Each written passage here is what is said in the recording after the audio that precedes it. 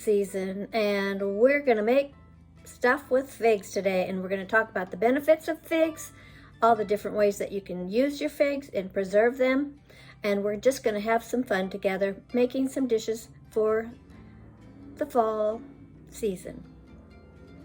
So I hope you stay till the end. So if you're going to dehydrate your figs, you'll want to quarter them and lay them out in your dehydrator. And those are good. You can reconstitute them with some water and put them in a dish. Or I'm looking forward this year, I'm going to try making figgy pudding.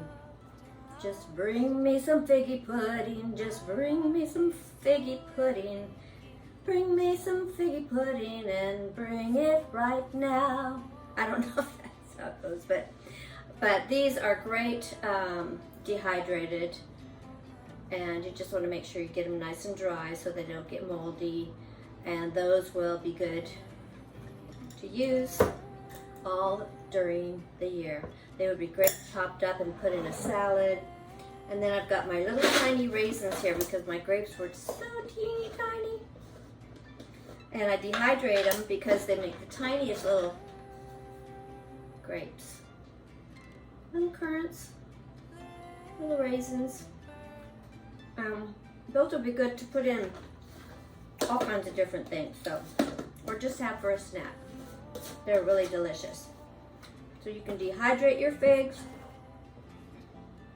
you can freeze them, you can preserve them whole, you can make jam, you can make fig Newtons, you can make fig cakes, and you can make figgy pudding. So don't let those figs go to waste. Follow nature's call and get busy and get those figs processed. Today I'm making a fig cake, and I'm going to show you some other ways to process your figs. If you're getting an abundance of figs like I am, I was lucky enough to have a tree down at this other house that's just prolific with figs. So I've been racking my brain trying to figure out what to do with all these figs because I just love them, and I want to preserve as many as I possibly can. Of course, I left a lot of them up in the top branches for the birds.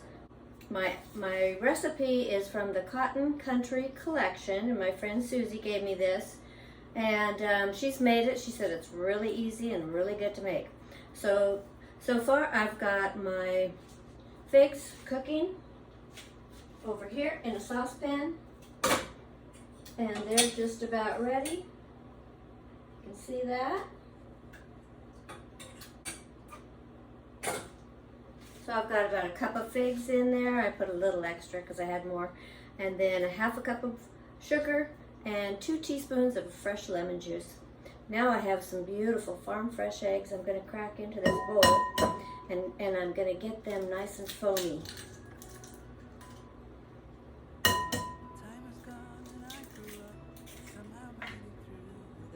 Nothing goes to waste around here. If I come across any figs that are overly ripe or starting to get a little funny, then I will either give them to the chickens or put them in the compost. So I'm going to get this going, and then I'll show you how it looks. Well, I thought I might try this the old-fashioned way, like Grandma used to do. You just want to get your eggs nice and foamy. I gotta stay here for some time.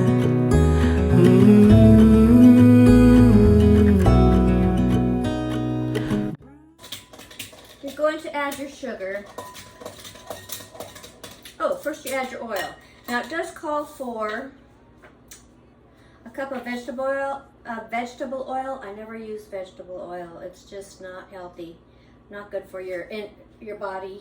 So I use either a combination or either all one or the other. This is a combination of real butter and coconut oil. And I think I had 3/4 cups of coconut oil and a 1/4 cup of butter. And I just melted it in the microwave so that it would be easy to pour. And you just continue to beat this until it's nice and fluffy. Look at that, isn't that nice? It's just creamy. Nice. Then it says stir baking soda into buttermilk, which I've got powdered buttermilk. And so I've mixed that up in water, and I put the baking soda in this already. And just to make it a little more creamy, I added a couple tablespoons of powdered milk. I don't have milk here, so I'm just gonna get this in here. It's a little bit lumpy, but I think those lumps will come out. Interesting, this doesn't call for any vanilla, but I'm gonna add vanilla to it. So, okay, so we got that cup of buttermilk in there. Let's get that nice and fluffy. I got the oven prepped at 350. And the difference that the butter gives it more flavor. The coconut oil just makes it have a rich, moist texture. I've got my bundt pan, or if you have a tube pan, you can use that.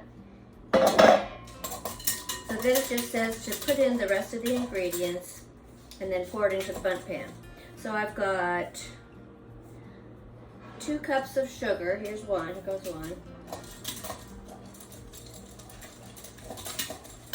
Get another cup. I'm just wondering if you like figs.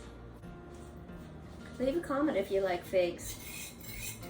Or if you've also looked for ways to make figs. I recently made some fig Newtons. And at first, the first day after I made them, I didn't really care. I mean, they were okay, they were good. I thought, oh, I'm not sure if I'll make these again. But the second day, they were so delicious. So I think I'll definitely be making them. They're a little bit of a labor intensive. But, you know, if you enjoy baking, got that all mixed up. We're going to put in a teaspoon of cinnamon, a teaspoon of cloves, and a teaspoon of salt. And then 2 cups of flour.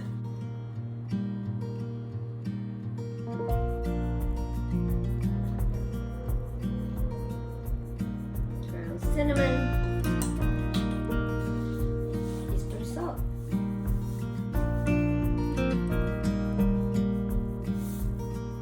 I use the Haynes iodized sea salt because that iodine is important for you to help you eliminate heavy metals from your body, but it also helps protect you from radiation. So it's important to get your iodine in case, because most salt, the Morton salt mostly doesn't do the iodine, doesn't iodize their salt anymore, and ever since they have, it's you know, some people have gotten goiters and things, and this helps prevent that.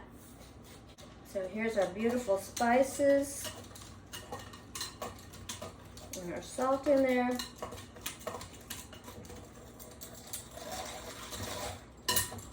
Don't want any clumps of cloves. Boy, that would be a surprise. We're just going to put some of this beautiful bourbon vanilla extract in that I make from scratch. And even though it doesn't call for it, I think it's going to add, because figs and vanilla, it's a lovely combination if you haven't tried it. Okay, so now I'm going to move this off, and I like to rinse these beaters right away so that it's not hard to do later. And this is our fig mixture. It's nice and yummy. Go ahead and put that in there. So 2 cups of flour. I've got all the other ingredients in there. Just measure it out into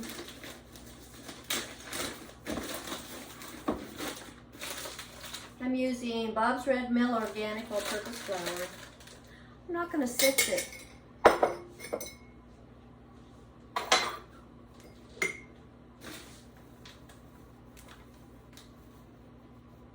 Pour it in like that.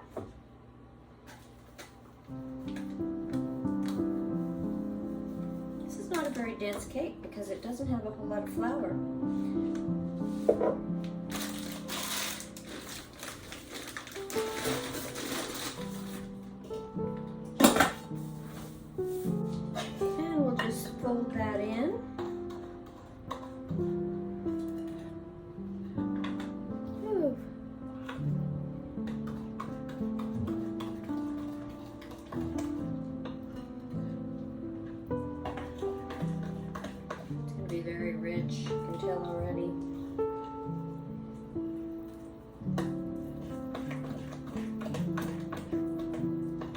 I haven't oiled my pan yet. Usually I use a spray oil, which I don't have any right now, but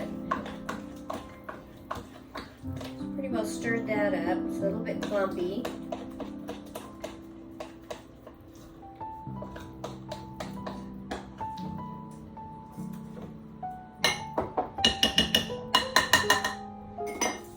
And I think I'm gonna just rub a little butter inside my pan. About a tablespoon of butter. We're just going to rub it around. This is a non-stick, so it shouldn't be too difficult to remove it once it's done. I'm going to go ahead and pour that in. Let it find its way around.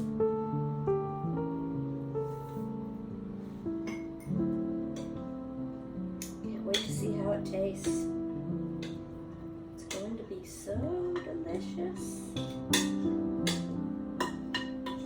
Okay, I've taken this out of the oven. It's still a little warm. I've loosened up the sides with a knife. And now we're going to flip it onto the plate. Oh boy, it's kind of heavy. Oh, it's hot.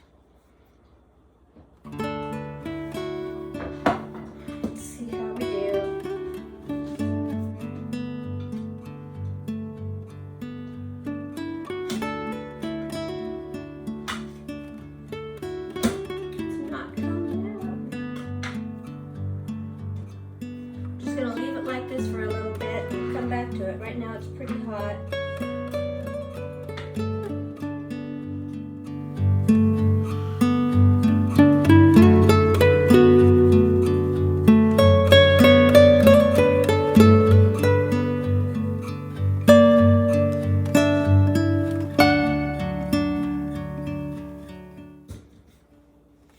Uh-oh.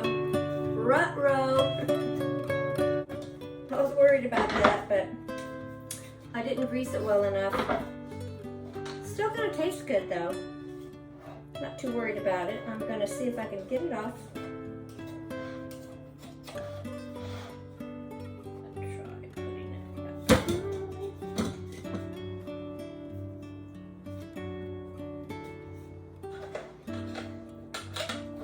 Another one of my fails that I'm gonna have to recover in some creative way. So right now, I'm going to put this back on there.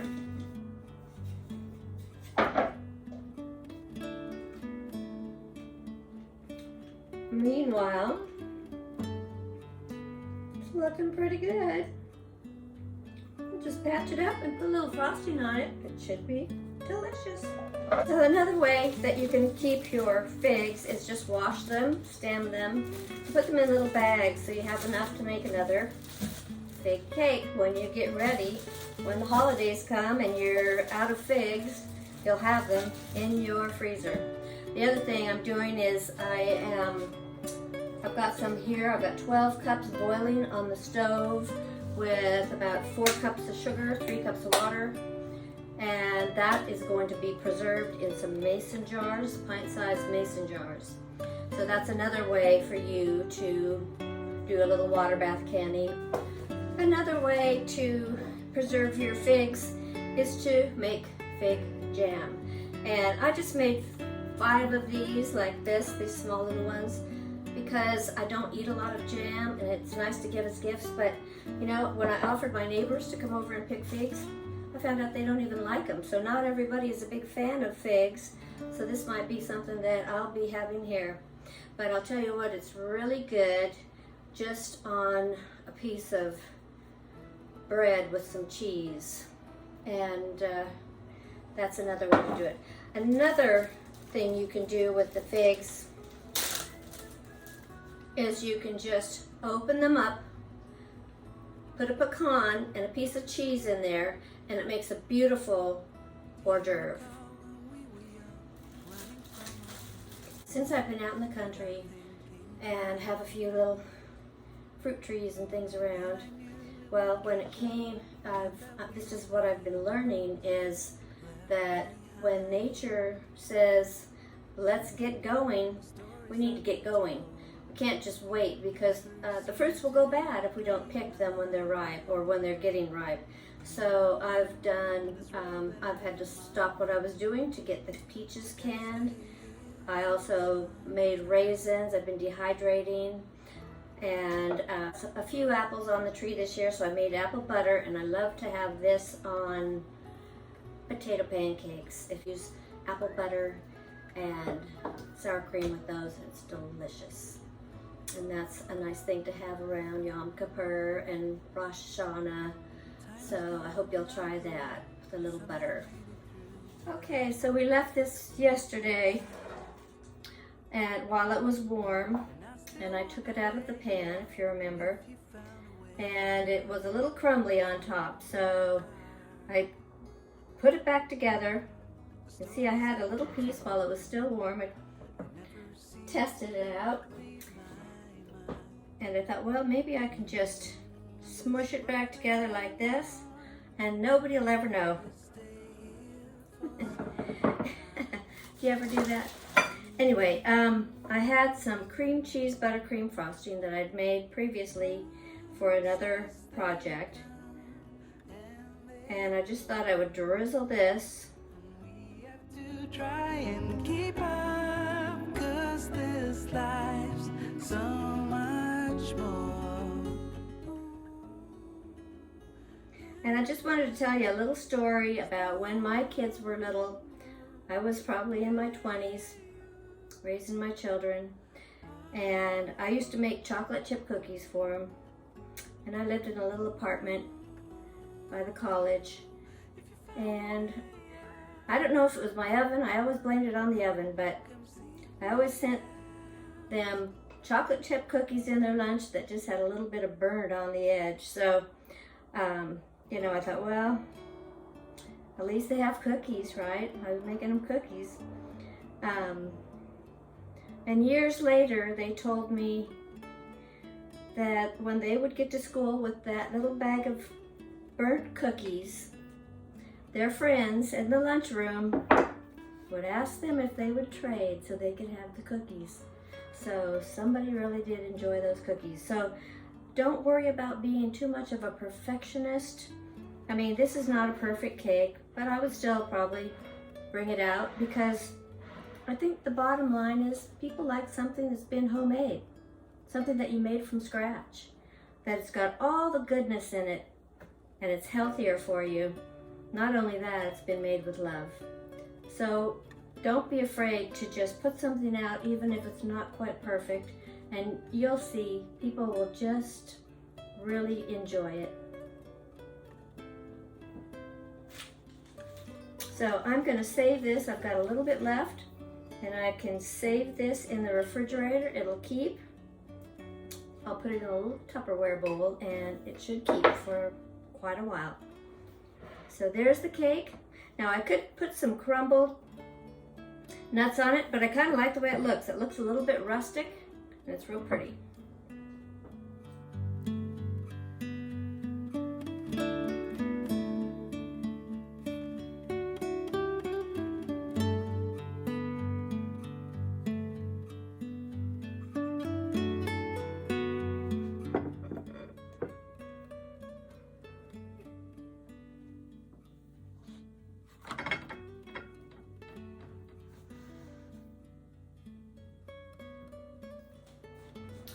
Okay, I thought you'd want me to show you how to do the fig hors d'oeuvres. So what I would do, and I haven't seen it done, I'd get a nice whole pecan,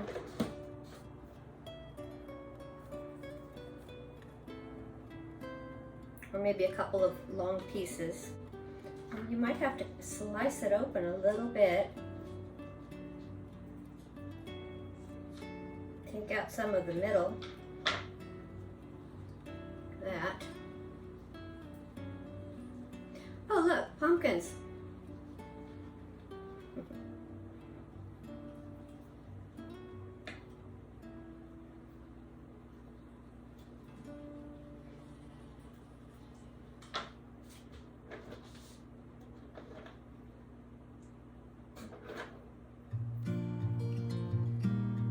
there's your little figs for your pumpkin party.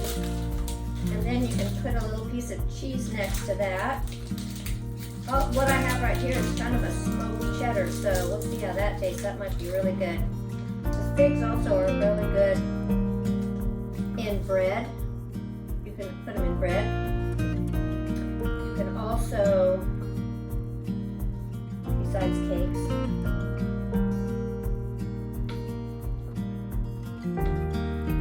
okay, let's try a couple pieces of cheese in the fig. Let's see how that does.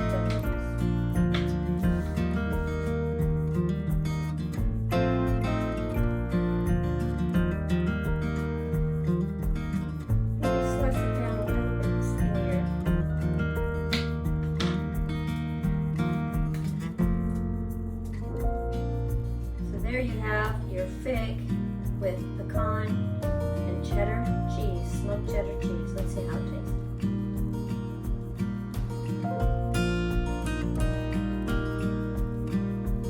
Oh. Now all I need is a glass of wine. Let's see.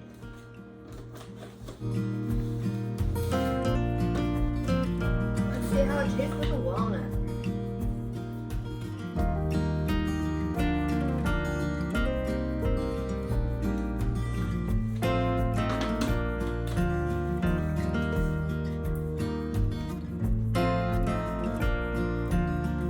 Good too, it's a little sweeter.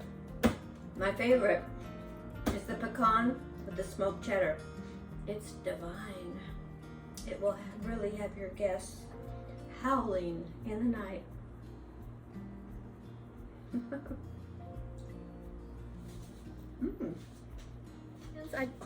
If you're still here, I just wanted to come on here and talk to you about some of the benefits of figs. If you do love figs, it's worth it to eat 2 to 3 figs every day. So preserving them is worth it. But I also wanted to show you this fig. I went out and picked more figs this morning because I thought, you know what? I'm going to make the most of it, especially now that I know all the benefits. They are packed. They're a superfood for one thing. They're packed with vitamins, minerals, antioxidants. They help with fertility. Gosh, they're beautiful, aren't they? They're just gorgeous.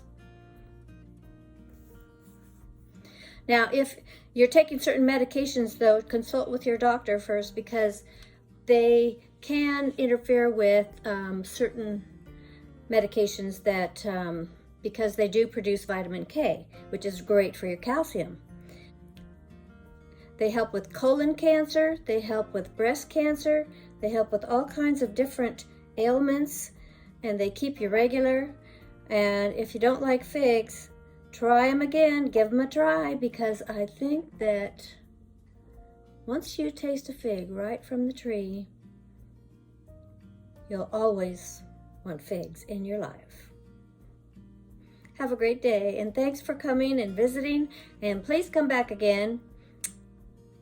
Like and subscribe, and hit that notification bell so you don't miss a post. Thanks. One more thing. Did you know that figs do not spike your blood sugar? So if you're diabetic, you can have figs. Have all the figs you want. No, really, you're supposed to limit yourself to like between 3 and 5 a day. But if you're just eating a fig straight off the tree, you don't have to worry about it spiking your blood sugar. It's low on the glycemic index, so feel free to have more figs in your life.